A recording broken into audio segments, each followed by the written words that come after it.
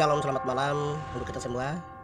Di malam hari ini saya pribadi bersyukur kepada Tuhan, di mana Tuhan telah memberikan saya nafas hidup dan kesehatan. Saat setiap orang tahu bahwa kita hidup itu untuk selamanya hidup di dunia ini. Tetapi hidup itu ada dua, yaitu hidup sementara di dunia maupun hidup kekal di surga.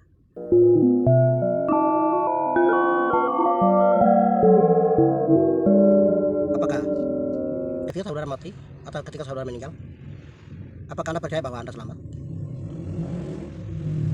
Banyak orang mengatakan kita rajin beribadah, tidak berbuat jahat, melakukan yang baik, menaati ajaran agama. Tentunya dengan semua kebaikan itu kita harap kita boleh masuk surganya. Tetapi pernahkah Anda berpikir harus sebaik apa supaya kita layak masuk kerajaan surga? Nah, inilah kabar terbaik yang Anda perlu mengerti atau perlu dengar. Berapa menit yang Anda gunakan untuk membaca buku dan akan yang paling berarti yang pernah Anda gunakan. Surga atau hidup kekal adalah anugerah Allah, atau cuma-cuma, atau gratis, atau tanpa dibayar, dengan bentuk apapun. Kasih karunia Allah yang hidup dalam kita dalam Kristus Yesus Tuhan kita. Roma 6:23b. Surga atau hidup kekal juga tidak dapat karena usaha atau karena upah. Kita sudah melakukan sesuatu pekerjaan untuk Allah. Karunia, kamu diselamatkan oleh iman, itu bukan hasil usahamu, tetapi pemberian Allah itu bukan hasil pekerjaanmu. Jangan ada orang yang memegahkan diri itu seumpama hadiah yang tidak layak kita beroleh, memberikan secara gratis tanpa harus dibayar dengan apapun, baik itu dengan ibadah perbuatan baik atau amal kita. Meskipun merupakan hadiah, tapi semua orang tidak dapat memperolehnya. Apakah yang menghalangi kita menerima anugerah ini? Yaitu dosa. Semua manusia telah berbuat dosa, termasuk di dalamnya adalah kita, saudara dengan saya. Menurut Anda apakah dosa itu? Dosa pelanggaran terhadap hukum-hukum Allah, seperti pembunuh, zina, kemarahan, tipu daya, pikiran jahat, nafsu, tidak melakukan kebaikan, bahkan tidak peduli terhadap Allah, itu pun dosa. Seandainya kita hanya melakukan 3 dosa sehari saja, itu berarti dalam 1 tahun sudah lebih dari 1000 dosa. Dan kalau kita diberi hidup 80 tahun, berarti ada 80.000 dosa. Dengan sebanyak itu, manusia yang berdosa tidak mungkin dapat menyelamatkan diri sendiri. Mungkin kita berpikir harus berusaha, berbuat baik supaya kita masuk surga. Tapi harus baik apakah kita? Tentulah Allah sempurna.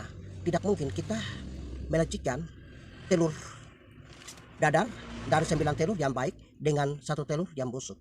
Meskipun hanya satu yang rusak, itu sudah mencemari semua yang baik. Demikian juga di hadapan Allah yang sempurna, bahkan dengan 1 dosa saja semua kebaikan kita sudah cemar, dan jadi usaha manusia mustahil. Maka harus ada yang berbeda. Mari kita melihat bagaimana cara Allah. Menurut Anda, bagaimana sifat Allah itu? Banyak orang yang salah mengerti. Ada yang menggambarkan Allah seperti kakek yang hanya melakukan kasih tapi mengabaikan keadilan. Sebaliknya, ada yang menggambarkan Allah seperti polisi yang hanya melakukan keadilan tetapi tanpa kasih. Keduanya keliru yang benar. Allah itu kasih sekaligus adil. Allah mengasihi kita dengan kasih yang kekal, tapi Allah yang sama adalah Allah yang adil, yang tidaklah sekali-kali membebaskan orang yang bersalah dari hukuman. Hukuman dosa ialah maut, neraka selamanya. Apakah Anda melihat sebuah dilema? Allah yang kasih tidak ingin menghukum. Allah yang adil harus menghukum manusia yang berdosa. Bagaimana kita dan keadilan? Bagaimana kasih dan keadilan Allah yang Allah lakukan? Allah menunjukkan kasih dan keadilannya melalui mengorbankan dirinya di dalam Yesus Kristus. Yesus adalah Allah yang menjadi manusia. Yesus datang ke dunia dan hidup tanpa dosa atau sempurna. Apa yang Yesus lakukan? Yesus disalib untuk menjalani hukuman atas dosa kita, tetapi Tuhan telah menimpakan kepadanya kejahatan kita sekalian. Yesus yang tidak mengenal dosa telah dibuatnya menjadi dosa karena kita, supaya di dalam Dia kita dibenarkan oleh Allah. Sebelum mati Yesus mengatakan, sudah selesai. Artinya, seluruh hutang dosa kita sudah dibayar lunas. Dia mati, dikuburkan, dan bangkit pada hari ketiga, naik ke surga dan menyediakan hadiah hidup kekal surga kepada kita secara cuma-cuma. Anugerah hidup kekal ini hanya dapat diterima dengan iman. Iman ibarat kunci. Ada banyak kunci tetapi hanya ada satu kunci yang dapat membuka pintu surga, yaitu iman yang menyelamatkan. Iman yang menyelamatkan bukanlah satu iman yang melompat dalam gelap. Artinya kita percaya tanpa tahu apa dan siapa yang kita percaya, atau dua, iman yang berdasarkan akal saja, yaitu tahu dia setuju pada fakta sejarah tentang Yesus, tetapi secara pribadi tidak pernah mengandalkan Yesus untuk memperoleh hidup yang kekal. Tiga, iman yang sementara, yaitu mengandalkan Yesus untuk hal-hal sementara seperti keuangan, keluarga, kesehatan, atau kebutuhan jasmani. Semuanya itu memang baik dan Anda harus percaya kepada Yesus untuk semua hal itu. Tetapi ironisnya, untuk memperolehnya hidup yang kekal, kita justru tidak mengandalkan Dia, tetapi mengandalkan usaha, kekuatan, dan kebaikan kita sendiri. Semua iman yang demikian tidak menyelamatkan. Iman yang menyelamatkan adalah mengenal dan mengandalkan Yesus saja sebagai Tuhan dan Juru Selamat untuk memperoleh hidup kepadanya. Jadi, iman yang menyelamatkan bukan hanya sekedar mempercayai Kristus di mulut atau mentujuinya secara akal saja, tetapi menyelamatkan dirinya, dunia dipegang olehnya menuju hidup kekal atau surga. Apakah semua ini dapat Anda pahami? Anda baru saja membaca sebuah kisah terbesar yang menceritakan tentang pribadi terbesar yang pernah hidup, yaitu Yesus Kristus, yang mau memberikan nyawanya terbesar kepada Anda. Yaitu, apakah Anda mau menerima anugerah hidup kekal ini? Jika ya, itu berarti kita mau. Satu, mau menerima Yesus Kristus, Sang Pemberi anugerah hidup kekal. Dua, mengalihkan diri Juru Selamat. Dan tiga, menjadikan Yesus Kristus sebagai Tuhan dalam hati. Artinya Dia yang berkuasa dan mengontrol hidup kita. Empat, bertobat dan yang artinya berbalik dari hidup lama dan taat kepada kehendak Tuhan. Nah, jika ini yang Anda kehendaki, katakanlah kepada Allah dalam doa Anda, Tuhan Yesus Kristus, saya mengaku berdosa dan tidak layak menerima hidup kekal. Hari ini saya mau menerima Yesus yang memberi hidup kekal dan tidak lagi mengandalkan usaha sendiri, tetapi mengandalkan Yesus yang sudah mengorbankan itu di salib, membayar lunas hutang dosa saya untuk memperoleh hidup kekal. Masuklah dalam hati saya sebagai Tuhan yang berkuasa atas hidup saya. Ampuni semua dosa saya. Saya mau bertobat, meninggalkan hidup saya yang lama dan menaati kehendak Tuhan dengan pertolongan Roh Kudus. Dan hari ini saya memiliki hidup kekal dan yakin pasti masuk surga. Dalam nama Tuhan Yesus saya berdoa, amin. Yang tidak pernah ingkar dan gagal pasti ditepati. Aku berkata kepadamu, sesungguhnya barang siapa percaya, ia mempunyai hidup yang kekal. Yohanes 6:47. Hidup kekal atau keselamatan kita adalah sekali untuk selamanya. Jaminan keselamatan kita bukanlah mengandalkan kesetiaan atau kekuatan kita yang rapuh dan mudah lelah untuk dapat terus-menerus berpegang pada tangan Allah, tapi jaminannya adalah tangan Allah yang teguh, tak pernah lelah setia memegang tangan kita.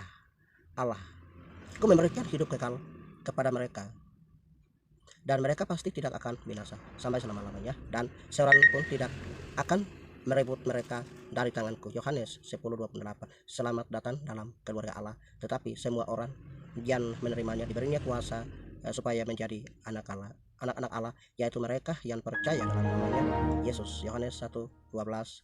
Sekarang Anda adalah anak Allah selama-lamanya. Untuk menolong Anda mengingat apa yang telah lakukan Allah di dalam hidup Anda pada hari yang penting ini, kami minta Anda mendapatkan dan menyimpan ini. Sebab jika kamu mengaku dengan mulutmu bahwa Yesus adalah Tuhan dan percaya dalam hatimu bahwa Allah telah memberikan Dia dari antara orang mati, maka kamu akan diselamatkan. Akan melihat dan masing-masing akan menceritakan, masing-masing akan berbicara dalam hati. Saya menerima Yesus sebagai Juru Selamat, sebagai pemberi hidup kekal, mengandalkan Dia sebagai satu-satunya Juru Selamat dan Tuhan atas hidup saya. Saya percaya sudah memperoleh hidup kekal sesuai dengan janjinya. Status kita sekarang adalah anak Allah. Itu artinya kita adalah ahli waris keluarga kerajaan surga. Meskipun Kita anak Allah. Selama ini di dunia ini kita berbuat dosa. Tapi itu bukan berarti keselamatan kita akan hilang. Sebab waktu kita berdosa, status kita tetap anak Allah.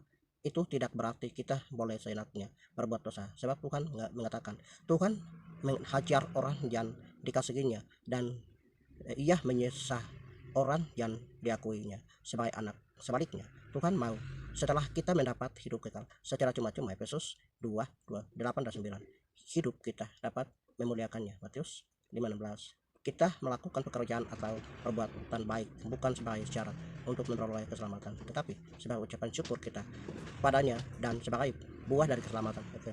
Keselamatan Efesus 2:10, Galatia 5:22.